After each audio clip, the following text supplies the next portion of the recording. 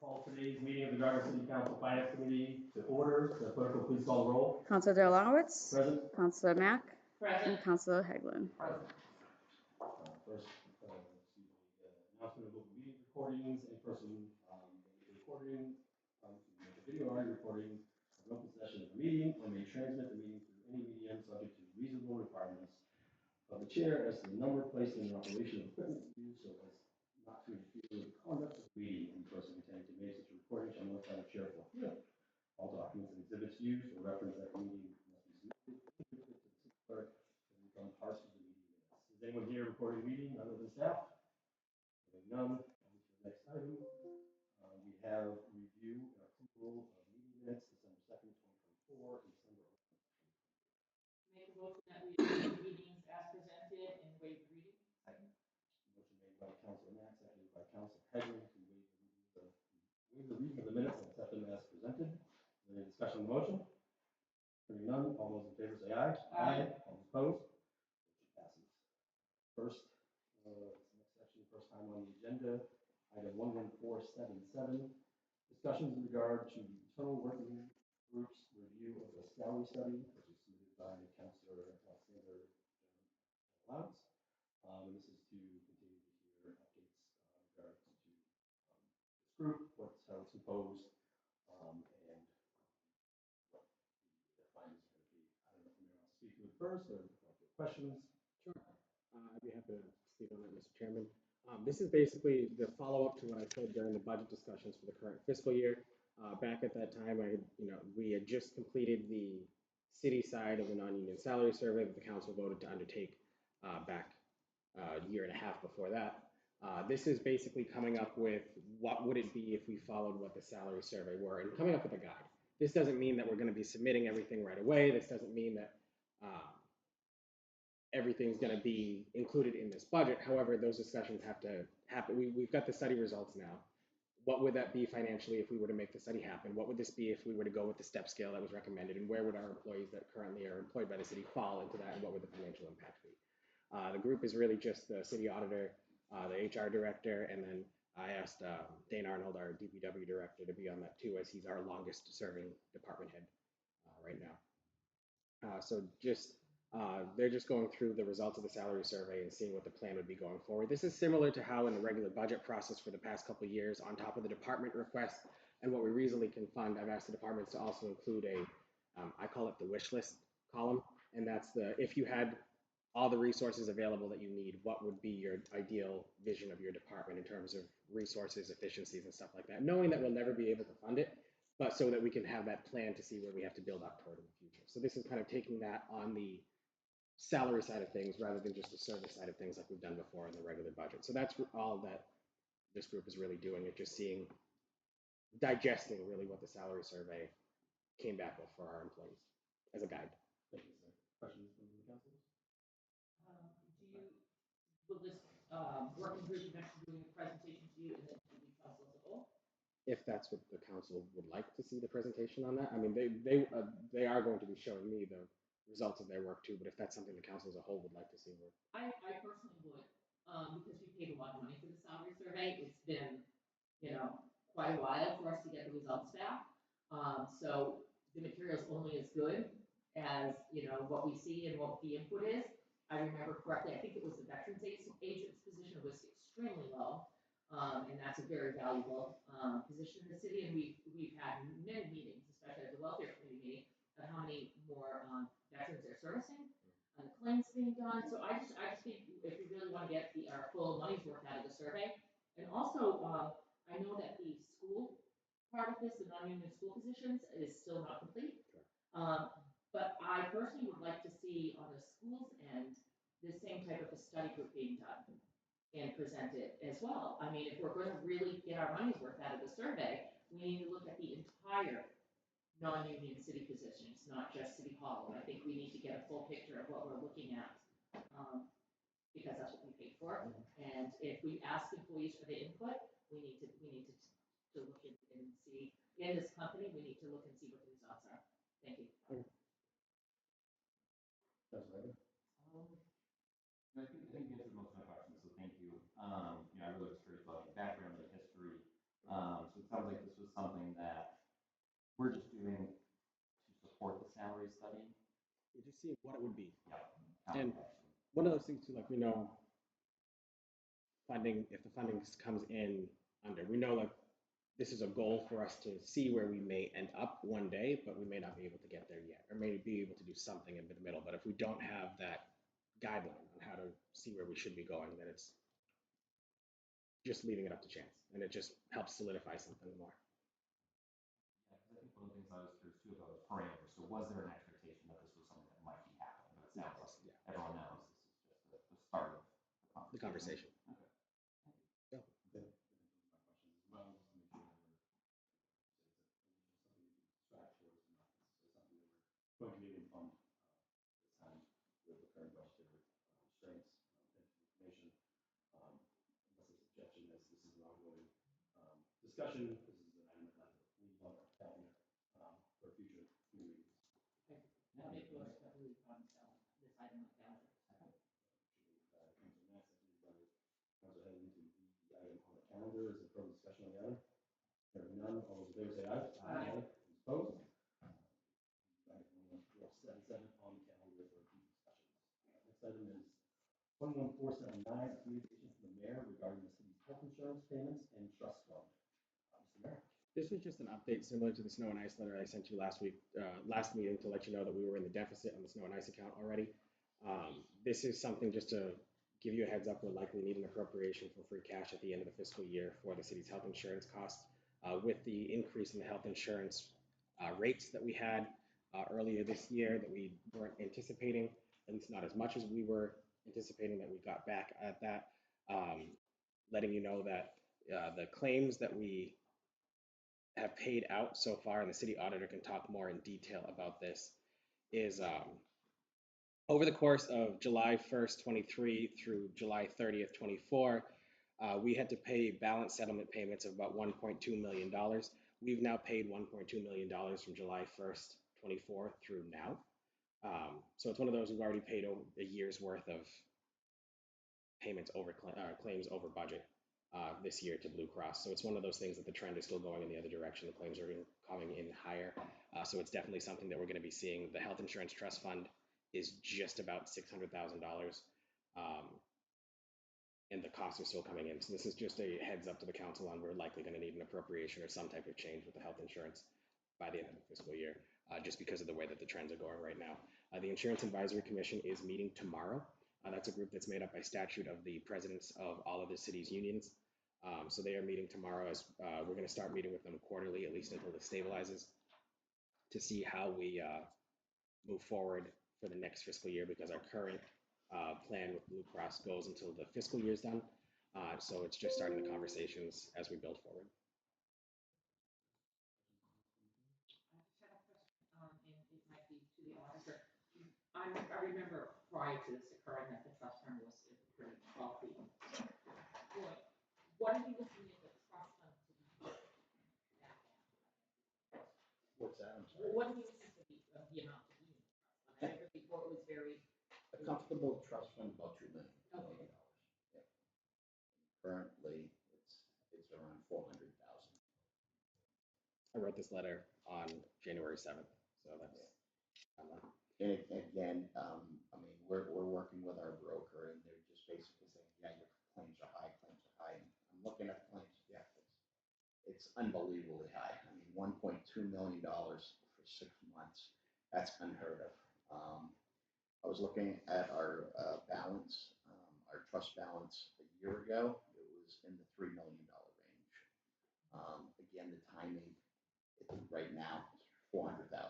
So just this year was 1.2 million for 6 months. Last year was 1.2 million for the whole year.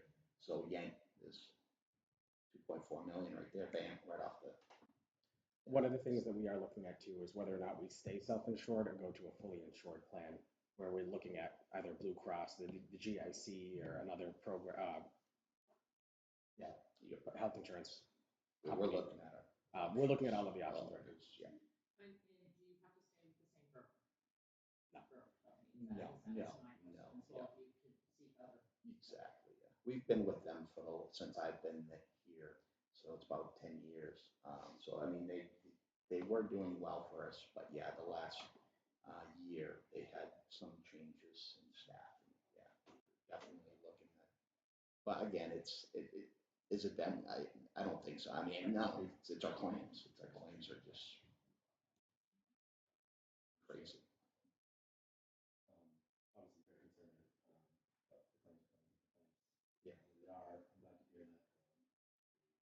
Advisory committee commission is going to meet to discuss what plans should be going forward. Obviously, it's going to be a question of concern. This is going to be discuss options. I very would like to continue to get updates on this as well. And council should be on obviously alert if they don't want to follow along, which most do.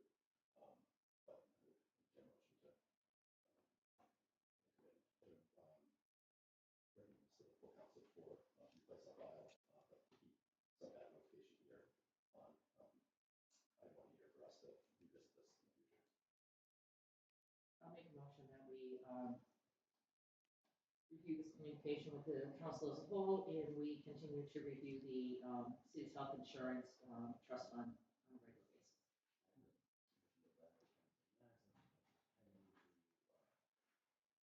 Refer this to the full council and also keep an eye here on finance committee agenda to review periodically. Is there any further discussion? Hearing none, all those in favor say aye. Aye. All opposed? Motion passes. Here, item 11480, order authorizing Central City to borrow $100,000 for the feasibility study and schematic design for the middle school roof replacement project in conjunction with the Massachusetts School Building. I'm going to abstain from this one while I have the direct school connection with my job. Conversation. In the minutes, please. Yep. Lieutenant Pellegrino. Who wants to speak? Lieutenant of the Mayor on this item?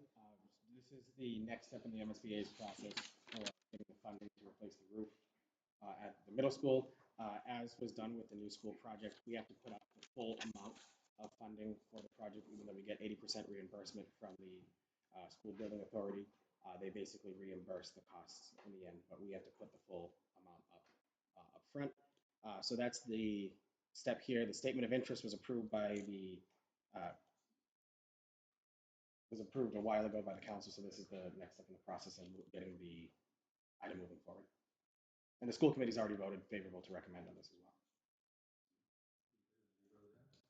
Not much, we just want to maintain the building, and we've put in for the past few years to try to get the new roof, and this was the first year it was accepted. Yeah, I just have a couple things. What is the current condition of the roof? Is it leaking at this point? Is it, It's not leaking at this point, it's just old. There are a few spots that are leaking, that's why I had Mark come, because he only when it rains.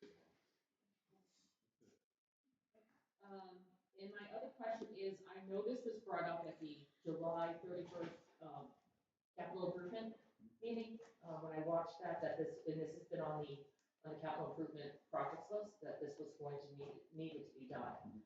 I guess my question, because it is a time-sensitive deadline, I believe March 3rd. So I guess my question is time-sensitive to come to the council in 6 weeks, and it went to the school committee in January, what happened between July and December? In February of '24, the school committee and the city council voted to submit a statement of interest to the MSBA. In August, the MSBA came out and did a site visit. And then in October 30th, the MSBA board voted to accept Gardner into the accelerated repair program. December 2nd was our project commencement date. There was paperwork to get the program started between October 30th and December 2nd. And then once we're accepted into the program, we have 90 days from the commencement date, December 2nd, to authorize funding for a feasibility study. They don't tell you how much the feasibility study is going to be. Once we let them know that authorization has occurred, then they will assign us an OPM. The OPM will work with us to negotiate a contract with a designer to do the feasibility study. So we are going at this a little blind. They gave us lists of, hey, here's some previous feasibility study costs on which the $100,000 So we are hoping and planning that this is the not to exceed number. But the numbers are also 2 years old because the accelerated repair program hasn't been in existence for the last 2 years. They paused it. So once we get going, we're probably not going to see a new roof on the middle school. And this is just, they never want to say that you're going to get the funding. You're invited to go to the next step. So the next step is the feasibility study. That's when we should have an estimate of cost, and know a little bit more. So how much is it going to cost to repair the roof? Again, going by what the MSBA has done for the previous 3 years, going back to 2020, it could be $2 to $4 million. We don't know until we do the feasibility study, which this authorizes. And that information wasn't available to the school committee until the January meeting. Is that why it didn't go to them in December? School committee, December 2nd. yeah, we got notice December 2nd by the time that was going to be Okay. there, and then our bond council didn't get us the language until December 31st. Thank you. I just was curious on the whole timeline thing, being time sensitive to us in a very short time. Well, to be fair, notice did go out. Oh, absolutely.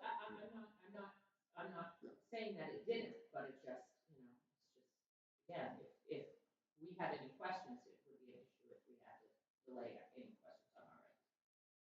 It'd be an issue. So from the December 2nd project commencement, December 31st is when the MSBA blessed the vote language, because we had to go back and forth saying, is this good enough? Because they make us write their own with their template, and then they have to have their legal counsel bless it. So on December 31st, notice was sent saying, we have to vote on this. There was a change in council presidents. Change of committee. And here we are now. Exactly. No, okay. Beginning of the year, reorganization of the committees. Well, I appreciate the clarification. It's important to just know the time frame. Thank you. Nothing further. I make a motion that we take item 11480, and present to the full council for approval. Second. Motion made by Councilman Mack, seconded by Councilman Trent to recommend establishment of the full council. All those in favor say aye. Aye. All those opposed? One abstention. Motion passes. Thank you, gentlemen. Thank you. Go well, Ken. Next item on the agenda, item 11481, in order to amend the code to Gardner, chapter 171, thereof entitled personnel, to add the position of human resource manager to the compensation schedule. Mayor, Dr. Morris. Thank you very much, Mr. Chairman. This is the next action of the, last week the council voted to allow us to create a position called the Human Resource Manager. This is to set the compensation for that position to finalize this. While this is an ordinance, it does require 2 printings of the full council after it's done. This amount that's in here is equivalent to the position and a half that were in the ordinance to begin with, just combining the 2 of them together to make it more than just the clerical position that it was, and actually give full HR duties to the position itself. Just a quick one, more so about the timeline of updating the code, because we passed the new changes, I don't think those are on the website yet, and then this has to go, I'm just curious, this is sort of connected to the Yeah. dots, I know you Yeah. on. The website changes from, is it E-code? Easy hours. Yeah, E-code. What happens is the clerk sends those items to whatever the code website company is called, and they go through and then update the website on their timeline. That's why if you go to the website now, you'll see a tab that says new laws, and a lot the changes will go in there before they'll come on the actual listing, because that's what's been uploaded and received for them, and then they'll go through and change those. It normally takes about 6 to 8 months for them to fully update the online code itself, so that's why you have to keep an eye on that new laws tab. But that's how that works. Thank you. Yeah, when I was researching it, crossed my mind. Yeah, makes sense. No, The only question I had, just for the public here, I did talk to the director about this, the position for the golf course, how that's, how is it going forward? Yes, so it is on its own a part-time position that will be managed and oversaw by the golf course. So rather than one position being 20 hours golf, 20 hours HR, Bill Frank will oversee that position. right now 20 hours per week. And I did speak with him. There is a good chance that in the peak season that will increase. And that's fully funded by the Gulf Commission, so they'll oversee the budget as far as that goes.